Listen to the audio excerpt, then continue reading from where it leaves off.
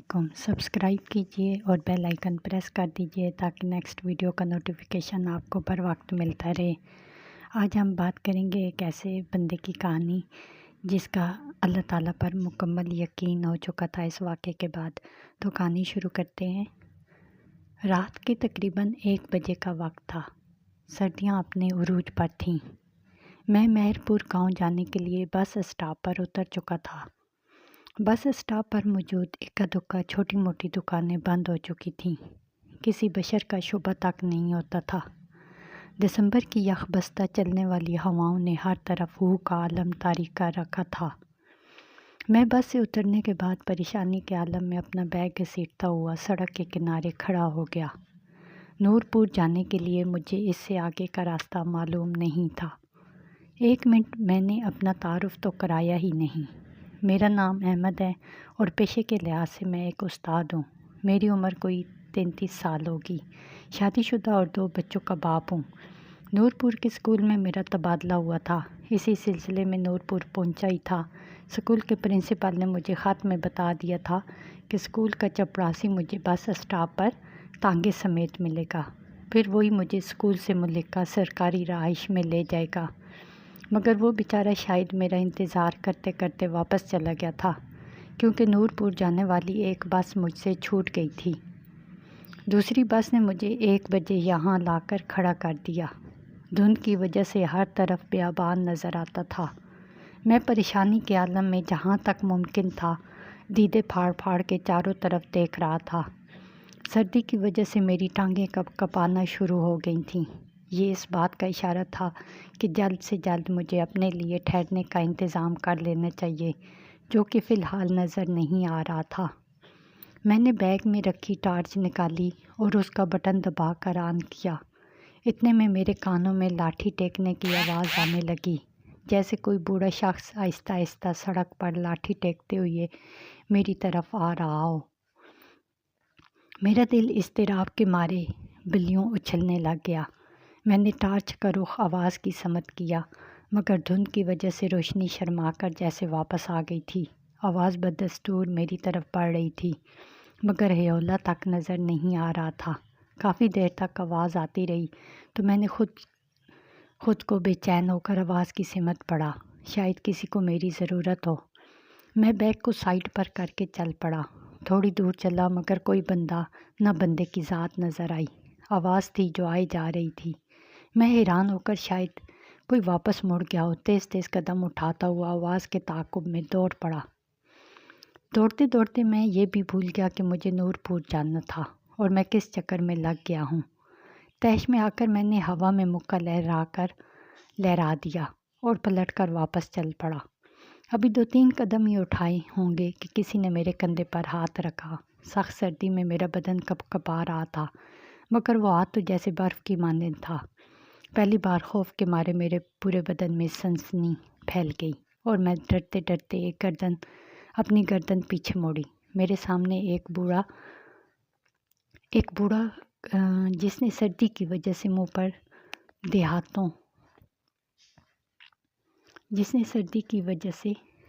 پر دیہاتیوں کے جیسے کپڑا لپیٹ رکھا تھا، کپ کپاتے ہاتھ سے لاٹھی تھامے ہوئے مجھے دیکھ رہا تھا۔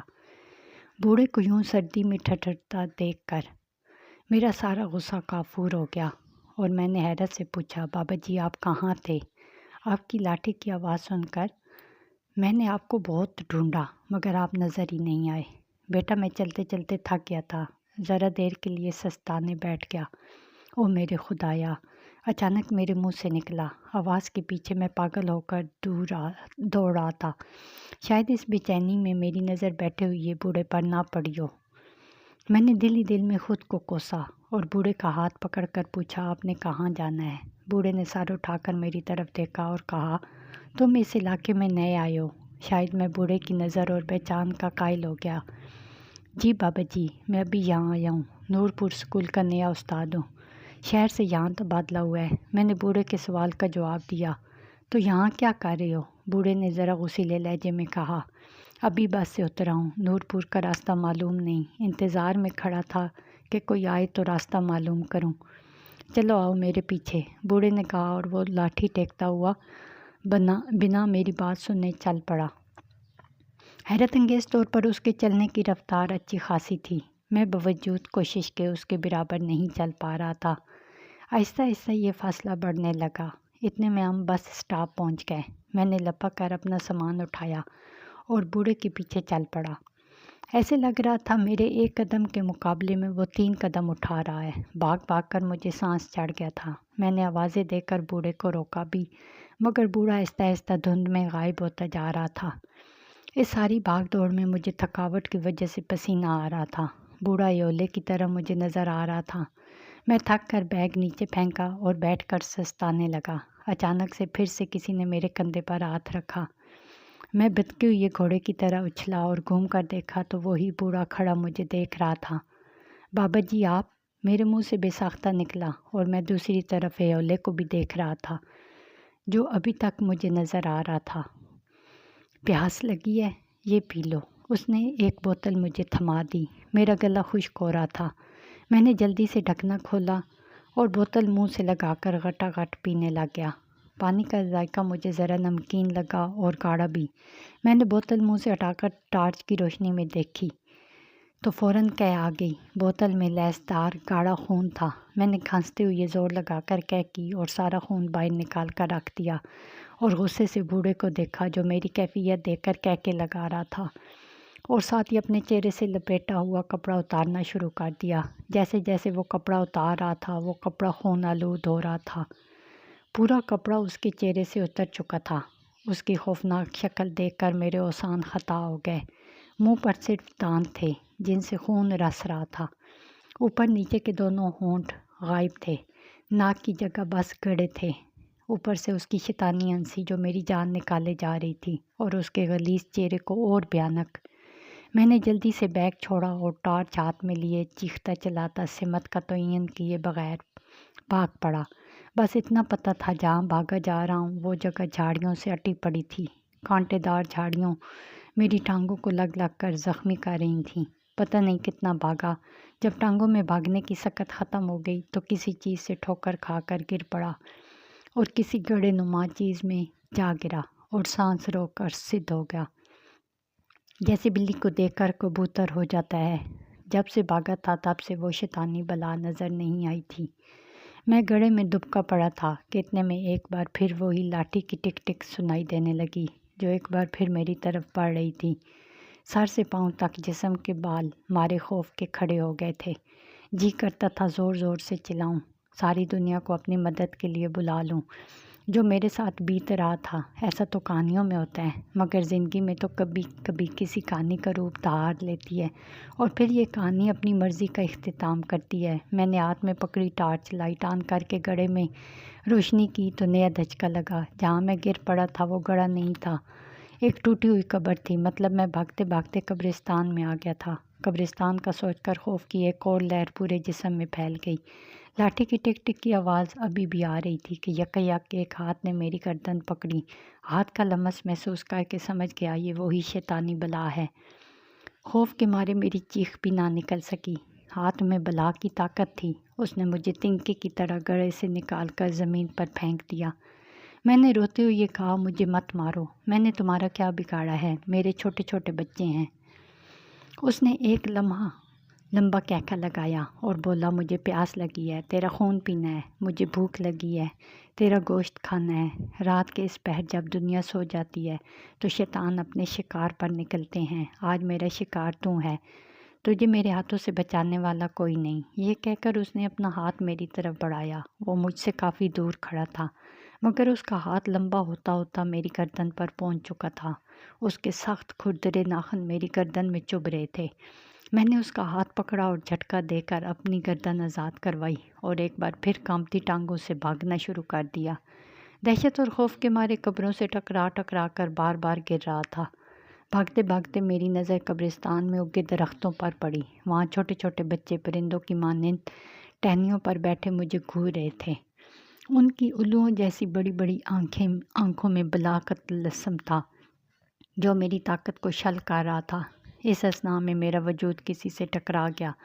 पूरा कब्रिस्तान मेरे मुंह से निकलने वाली चीखों से गूंज उठा। मैं गिरकर उठ खड़ा हुआ।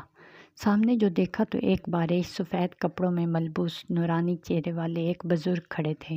میں جلدی سے بھاگ کر ان کی طرف بڑھا اور چیخنے لگا، مجھے بچا لو، مجھے بچا لو، وہ شیطانی بلا میرے پیچھے پڑی ہے۔ اس بزرگ نے ہاتھ کی انگلی اپنے ہونٹوں پر رکھتے ہوئے مجھے خاموش رہنے کا اشارہ کیا۔ اتنے میں میرے پیچھے وہی شیطانی بلا لاٹھی ٹک ٹک کرتی آ رہی تھی۔ بزرگ نے مجھے کہا، بولو، زور سے بولو، حق ہو، اللہ ہو، ہر درد کی دوا اللہ ہو، مشکل کشا اللہ ہو۔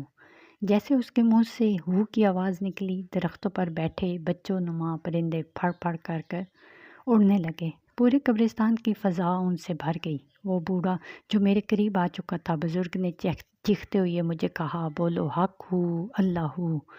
میں نے زور سے دیوانہ وار بولنا شروع کر دیا، حق ہو، اللہ ہو، ہر درد کی دوا اللہ ہو، مشکل کشا اللہ ہو۔ بوڑھے کے ہاتھ سے لاٹھی گر گئی اور وہ سر تھامتے ہوئے زمین پر گر گیا، پھر ایک گرد کی شکل اختیار کر کے اڑ گیا۔ میرے باختہ آواز ورد کرتے کرتے کنٹرول میں آ رہے تھے۔ دل کی بے چین دھڑکنیں پرسکون ہونے لگی تھیں۔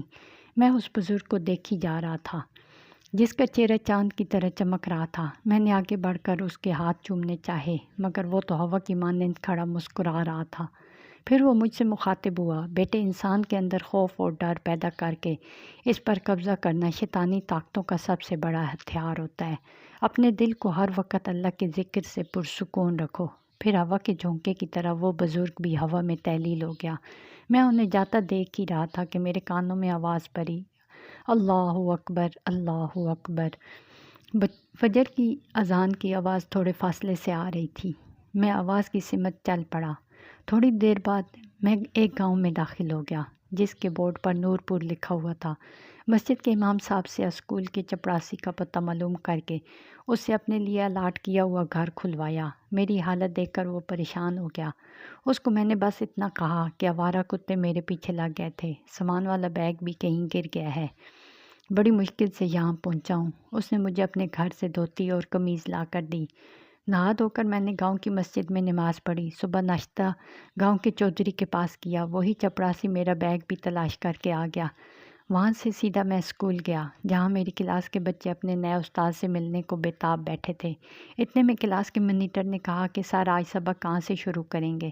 میں نے کہا، سبق وہیں سے شروع کریں گے جو آج مجھے ملا ہے، حق ہو، اللہ ہو، ہر درد کی دوا اللہ ہو، مشکل کشا اللہ ہو۔ دوستو، اگر آپ کو میری یہ کہانی پسند آئی ہے تو پلیز چینل کو لائک اور شیئر کریں اور سبسکرائب کا بٹن دبا دیں۔ جزاک اللہ۔